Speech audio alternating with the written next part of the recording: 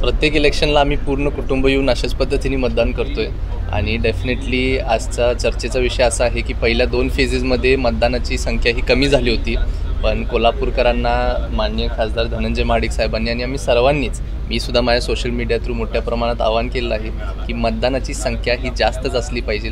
ही निवडणूक लोकसभेची निवडणूक आहे, आपल्या देशाच्या हिताची निवडणूक आहे. त्यामुळे खास करून युवकांना मी अपील केलं आहे की तुम्ही मोठ्या प्रमाणात मतदान केलं पाहिजे आणि देश आपल्या कुणाच्या हाताला चालवायला द्यायचा आहे हे तुमच्या हातात. मागच्या 1.5 ते 2 महिन्यात मी बघत आलेलो आहे की महायुतीचे सगळेच लीडर्स, आदरणीय खासदार धनंजय महाडिक साहेब असतील, मुश्रीफ साहेब असतील, मंडलिक साहेब असतील, ग्रामीण भागांमध्ये तुम्ही आंबेडकर साहेब आहेत, राजेश पाटील साहेब आहेत, असे अनेक नेते मंडळी, स्वतः मुख्यमंत्री साहेब, उपमुख्यमंत्री साहेब, या सगळ्यांनी एक विशेष लक्ष कोल्हापूरमध्ये आपण घातलेलं बघितलं.